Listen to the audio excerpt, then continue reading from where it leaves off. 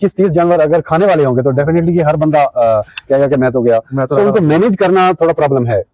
अक्सर farmer start में इसी वजह से भाग जाते हैं कि ये नहीं हो रहा प्रोडक्शन जेनेटिक। एक तो हमारे लिए जेनेटिक है कि हम यहाँ पे इंसेमिनेशन होती है, सीमन कन्वर्ट होते होते कहाँ पे आते हैं, और हमें मेजर जो फॉल्ट आ रहा है कि हमने ब्रीड कौन सी लेनी है। ठीक है, जाहिर सी बात है, इससे हमने बिजनेस है, हमारा मिल्क का बिजनेस है। ठीक है, तो प्रोडक्शन अच्छी नहीं होगी, सर्वाइव नहीं करेंगे। मुझे प्रोडक्शन के लिए कि यहाँ का दूध का रेट क्या है अभी? एक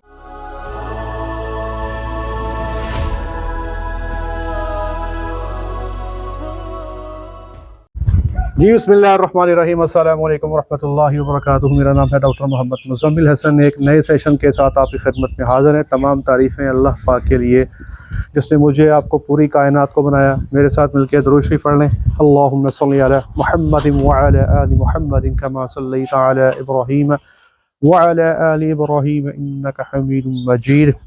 अल्लाहुम्मा बारिक अला मुहम्मदिन व अला आलि मुहम्मदिन कमा बारकता अला इब्राहीम व अला आलि इब्राहीम इन्नका हमीदुम मजीद। मेरे साथ मौजूद है जी कैसर साहब, और इस वक्त खानेवाल में खड़े हैं। जी, खानेवाल में हम खड़े हैं और इनका इंटरव्यू करते हैं। फार्मिंग के हवाले से कुछ सीखने की कोशिश करते हैं खानेवाल रीजन में। सबसे पहले तो कैसर साहब ये बताएं कि लोग वाइट कॉलर जॉब ढूंढते हैं, सरकारी जॉब के लिए लोग धक्के खाते फिर रहे हैं। आपने सरकारी जॉब छोड़ के डेयरी फार्मिंग स्टार्ट कर ली, ये क्या चक्कर है? डॉक्टर साहब, सबसे पहले मैं ये कहूँगा कि अल्लाह पाक ने रिज्क फैलाया दुनिया में, अक्ल आपको दिया, आपने तलाश करना है। हलाल है हराम है, जहाँ पे भी है वो आपकी है, और सब कुछ बता भी दिया, ये हलाल है ये हराम है। जी जी। अब मैं जॉब का नाम नहीं लूँगा, तकरीबन मैंने जॉब सरकारी जॉब 14 स्केल में वो वाइंड अप की है।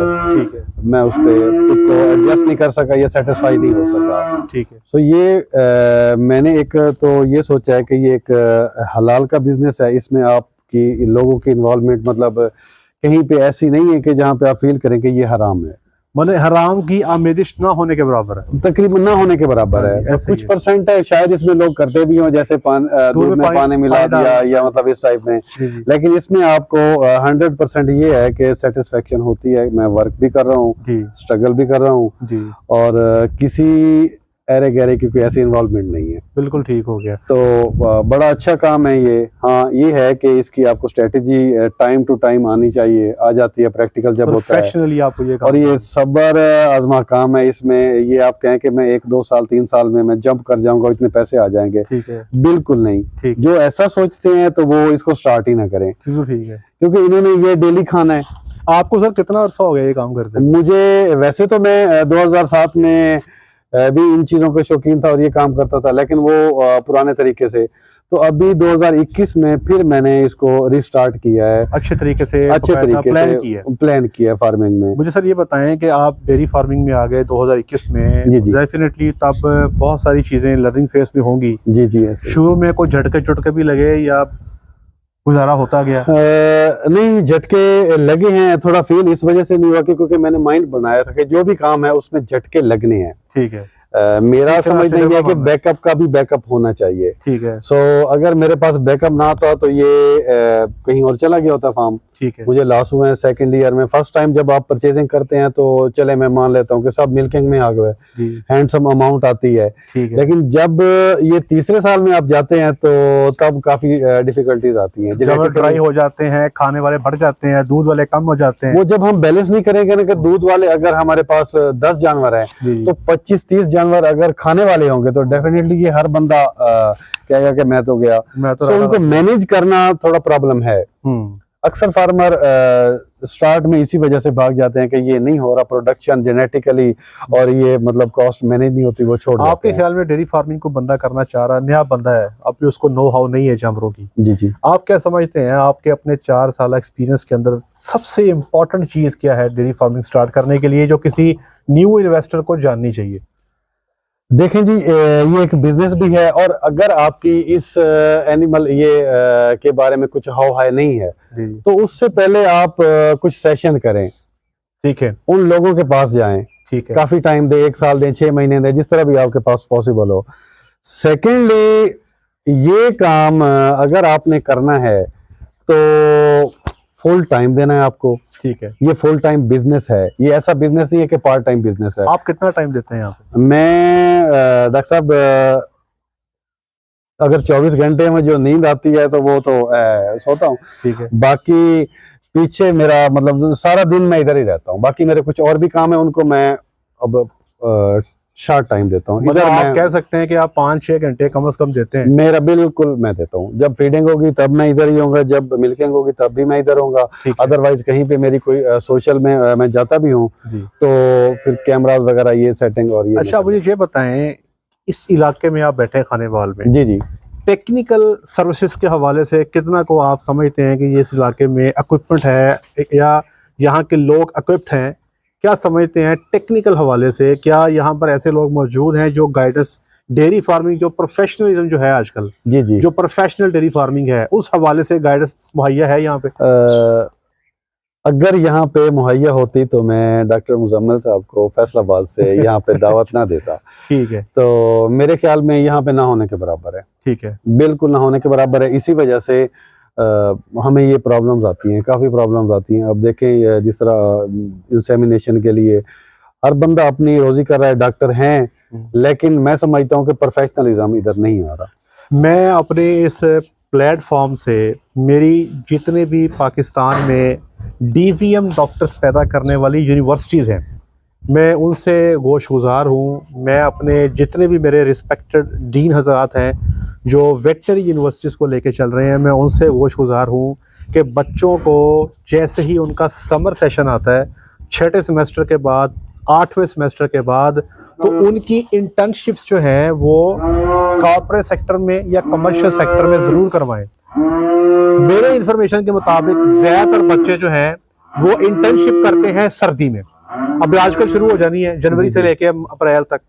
इस वक्त फार्म पे ना उस तरह से इश्यूज होते हैं, जानवर भी कंफर्टेबल होते हैं। जो मेन मसला है इस ब्रीड का वो है गर्मी। तो बच्चों को टाइम स्पेंड करवाएं डेयरी फार्म्स पे, ताकि उनको अंदाज़ा हो कि एकेडेमिया के जो है कौन कौन सी चीज़ें हैं, इंडस्ट्री की जो मसाइल है जो एकेडेमिया ने हल करने हैं। हमारा चूँकि बहुत बड़ा गैप है एकेडेमिया का और इंडस्ट्री का। फार्म्स के मसाइल डिफरेंट हैं, जो हमें पढ़ाया जाता है वो मसाइल डिफरेंट हैं। तो काइंडली इसको ज़रूर इस कोशिश करें कि बच्चों का टाइम जो है ज़्यादा से ज़्यादा डेयरी फार्म पे स्पेंड हो, और कम से कम 2 गर्मियाँ जो है बच्चा जब डीजम करके निकले वो डेयरी फार्म पे 2 सेशन जो है समर के गुजार चुका हो। सर अभी के लिए 4 साल तो हो गए जी जी, अभी के लिए which is the most problematic thing for you? सबसे बड़ा मसला अभी क्या है? मसला एक तो हमारे लिए जेनेटिक है कि हम यहाँ पे इंसेमिनेशन होती है, सीमन कन्वर्ट होते होते कहाँ पे आते हैं, और हमें मेजर जो फॉल्ट आ रहा है कि हमने ब्रीड कौन सी लेनी है। ठीक है, जाहिर सी बात है, इससे हमने बिजनेस है, हमारा मिल्क का बिजनेस है। ठीक है, तो प्रोडक्शन अच्छी नहीं होगी, सर्वाइव नहीं करेंगे। मुझे प्रोडक्शन के लिए बताएं कि यहाँ का दूध का रेट क्या है? अभी 135, 30, 20 यही कुछ चलता है। मैं ये सबको बताना चाहता हूँ, अगर आपके फार्म पे दूध का रेट 120 है, चुप करके कुछ और कर लें, इधर ना आए। Frankly speaking this is not for you. अगर 120 रुपये लीटर में दूध सेल करना है तो डेयरी फार्मिंग ना करें, मेहरबानी आपकी। ऐसे ही अगर आप 135 रुपये दूध सेल कर रहे हैं तो सवाए प्योर फ्रीजन के कोई ऑप्शन नहीं है कि आप प्रॉफिट कमा लें।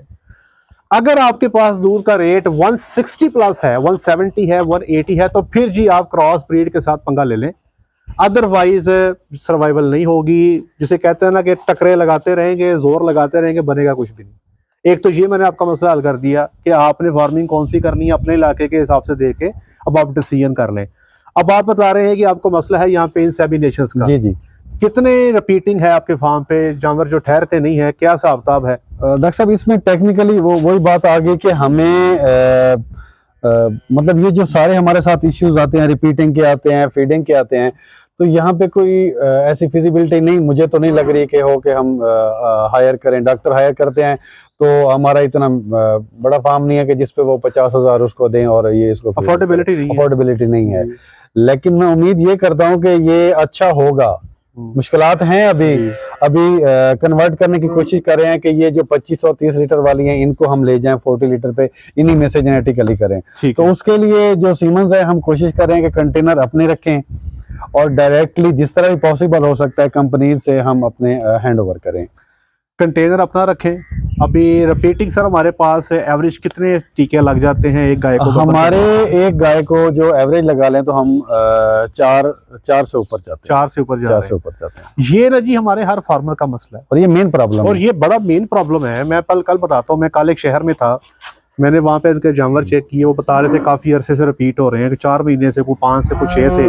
मैंने जितने जानवर उनके चेक किए सवाए एक जानवर के, मैंने एक जानवर पे उनको कहा कि भाई इसका कब्बन होना मुश्किल है। बकाया जानवरों के बारे में मैंने उनसे कहा कि भाई इनका ये जब काम करो आपका मसला हल हो जाएगा। तो मुझे पूछने लगे फार्मर के आखिर मसला है क्या, क्या हमारी फीड का प्रॉब्लम है, आखिर कहाँ पे गलती कर रहे हैं जो इतनी रिपीटिंग आ रही है। तो मैंने उनको एक बात समझाई छोटी सी। फार्म पर जब जानवर चेक कर रहे थे तो उन्होंने मुझे 2 बछियाँ चेक करवाई कि जी ये बछियाँ चेक करें, ये कल से हीट में है और हमने इनकी इंसेमिनेशन करनी है। वहाँ पर कोई साहब इंसेमिनेशन के लिए मौजूद भी थे। जब मैंने बच्चियों को चेक किया तो पता लगा कि ये कल सुबह से हीट में है और जब मैंने चेक किया तो मैंने तकरीबन 12 बजे चेक किया। आप ये कह सकते हैं कि बच्चियों को मैंने कोई 28-30 घंटे हीट में आने के बाद चेक किया। जब मैंने उनको चेक किया तो मैंने फार्मर को बताया कि भाई इनका टाइम हीट का निकल गया, तो इनका भी इंसेमिनेशन करवाने का कोई फायदा नहीं, अब अगली हीट पे आप इनको इंसेमिनेट करवाएं। तो अब यहाँ पर अगर इनको इंसेमिनेट कर दिया जाता सर, तो बाद में आपने क्या कहना था कि जी बच्ची को टीका रखा, बच्ची फिर गई। सर ये बच्ची नहीं फिर गई, ये फिरे आप हैं, आपने गलत टाइम पे टीका रखवाया। अगर आप टाइम पे टीका नहीं रखवाते, आप टाइम पे जानवर को कंसीव नहीं करवाते, तो कसूर जानवर का नहीं है। बजाय आप ये कहें जी इस जानवर ने 4 टीके ले लिए गब्बन होने के लिए, सर पहले 2 टीके तो आपने टाइम पे रखे ही नहीं, वो कसूर आप जानवर का निकाल रहे हैं। तो अब प्रॉब्लम ये है कि यहाँ पे फार्म्स पे सर मेरा ख्याल है, मैं हर जगह पे ये बात करता हूँ, रात को ईशा की नमाज से लेकर सुबह फजर तक क्या कोई फैसिलिटी है यहाँ पे आपके पास कि मैं आपसे कहूँ रात को 12 बजे टीका रखवा लें? नहीं है, नहीं, जितना मर्जी आप कोशिश कर लें, बहुत मुश्किल, बिल्कुल नामुमकिन है, नामुमकिन है ना। अब देखिए जो बच्ची सुबह का फजर के टाइम हीट में आ रही है, अमूमी तौर पे जो सुबह 5 बजे 4 बजे जानवर हीट में आ रहा है, उसका जो आइडियल टाइम बनता है इंसेमिनेशन करने का वो रात 10-11 बजे 12 बजे। जी। उस वक्त कौन आएगा टीका रखने आपके पास? कोई भी नहीं आएगा। होता क्या है कि अगले दिन सुबह को फजर के बाद टीका रखवाया जाता, तब वो लेट हो जाती है, फिर हम कहते हैं जानवर रिपीट हो गया। इसका एक हल ये है कि नंबर 1 कि आपने जानवर को, अगर आप समझते हो कि रात को 12 बजे टीका रखवाना है, तो एक टीका मगरिब के टाइम रखवा दें और एक टीका अगले दिन फजर के टाइम रखवा दें ताकि वो कवर हो जाए। और दूसरा प्रॉब्लम जो मैंने नोट किया फील्ड में वो है सीमन की गलत हैंडलिंग। अब मैं आपको बताता हूँ जी, मैं एक शहर में गया, तो मैं शहरों के नाम इसलिए नहीं लेता कि लोग ना नीचे तुक्के लगाने बैठ जाते हैं, फलाना सी तो अच्छी बात नहीं है। डॉक्टर साहब मेरे सामने बैठे थे, डॉक्टर साहब नहीं थे, वो बेसिकली एक प्रैक्टिशनर थे, एलएडी था या वीए थे, जो भी थे, उनको सीमन हैंडलिंग का अंदाजा नहीं था, क्योंकि मैं देखा तो मेरे सामने काम हो रहा है। उन्होंने जनाब कंटेनर खोला, कंटेनर के अंदर से कनस्टर निकाला, उस पे से डोजे निकाली, डोजे निकाल के साइड पर रख दी, कनस्टर के साइड पे बाहर निकाल के, फिर उन्होंने कनस्टर को अंदर रखा, फिर उन्होंने दूसरा कनस्टर निकाला, फिर वो डोजे उन्होंने पकड़ के उस कनस्टर में डाली, 2-3 डोजे नीचे फर्श पे गिर गई, उन्होंने फर्श से उठाई, ऐसे साफ की यहाँ से, उन्होंने फिर अंदर रख दी। अब उनको मेरा जो मुझे देखकर अंदाजा हुआ कि उनकी ये जो थी ना जी तरबियत के सीमन की हैंडलिंग कैसे करनी, वो उनको पता ही नहीं था। अब वो इतना सारा काम मेरे सामने हुआ, सीमन का बेड़ा गर्क हो गया। अब वो जिसको भी रख होगा, जाहिर बात है कि उस तरह से रिजल्ट वहां पे नहीं आएंगे। तो ये सीमन जो है याद रखे, जब आप हैंडलिंग करते हो एक कंटेनर से दूसरे कंटेनर में सीमन लेके जाते हो, तो कोशिश करें 3 सेकंड के अंदर अंदर जो है एक कनस्टर से दूसरे कनस्टर में, एक सिलेंडर से दूसरे सिलेंडर में सीमन शिफ्ट हो जाए। अब आप सीमन को निकाल के बाहर रखते हैं, फिर कनस्टर अंदर लेके जाए, फिर दूसरा कनस्टर बाहर निकाल के लाए, आपने 10-15 सेकंड के लिए जो है आपने सीमन को बाहर एक्सपोज कर दिया, उसकी क्वालिटी खराब हो जानी। अल्टीमेटली जिस जानवर को रखेंगे कसूर निकलना है जानवर का, ऐसे ही कि जी ये ठीक नहीं हो रहा, इसको कब्बल नहीं कर पा रहे, अब देखो इसकी बच्चेदानी खराब है, इसके बच्चेदानी की वॉशिंग करते रहो, इसका ये प्रॉब्लम जो है, ये मैनेजमेंट का जो प्रॉब्लम है ना, पाकिस्तान में जो रिपीटिंग हो रही है, जो जानवर नहीं ठहर रहे, उसकी एक मेजर वजह टाइम ऑफ इंसेमिनेशन, दूसरा सीमन हैंडलिंग है, तीसरा वो जो है जो सबसे बड़ा प्रॉब्लम वो है यूरिया।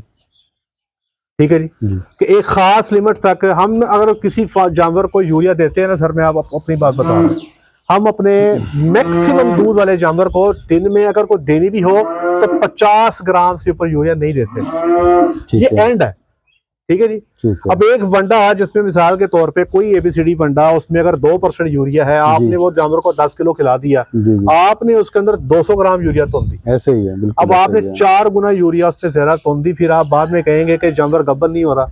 मैंने लेबोरेटरी में टेस्ट करवाए कुछ जानवरों के ब्लड यूरिया नाइट्रोजन का, उनकी जो वैल्यू है 25 से 26 आ रही है, कैसे कंसीव होगा? नहीं होगा। याद रखिएगा कि यहाँ पर आपको मैनेजमेंट को इम्प्रूव करना है। इनके साथ मेरी बात हुई है फार्मर के साथ, इंशाल्लाह आप सर अपना कंटेनर लें जी, इंशाल्लाह कंटेनर में सीमन लें। सीमन पढ़ना कैसे है, कैटलॉग को रीड कैसे करना है, हमारे पास ट्रेनिंग सेशन है 12 दिन का, वो ले।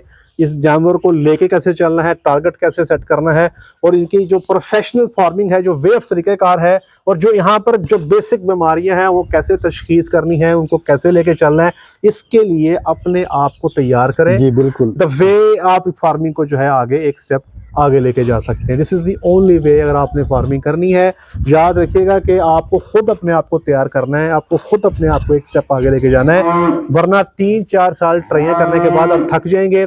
फिर आपके पास एक ही ऑप्शन होगा कि यार इसको सेल करो, इसको बंद करो, हम कुछ और कर लेते हैं। अब सर आपको पता है कि ये जानवर जो खड़े हैं, अगर अल्लाह ना करे आज इनको सेल करने का प्रोग्राम बनाए तो इनका क्या रेट लगेगा? नहीं, कुछ भी नहीं। लोग आएंगे आपके 10-10 लाख के जानवर को 2-2 लाख का बोलेंगे, 3-3 लाख का बोलेंगे, सारे बंदे आपकी मजबूरी का फायदा उठाएंगे। तो बंदा फंस गया, पंजाबी कहेंगे इन चोलो, यही कुछ होना है। इसलिए आप इस चीज का किसी को मौका दे ही ना। तो आज की वीडियो का मॉरल ये है कि एक तो पहले नंबर पे जो फार्मिंग करनी है आपने, उसके लिए अपने आप को तैयार करें, पहले इसको सीखें करना क्या है, कोई 3 साल का प्लान लें।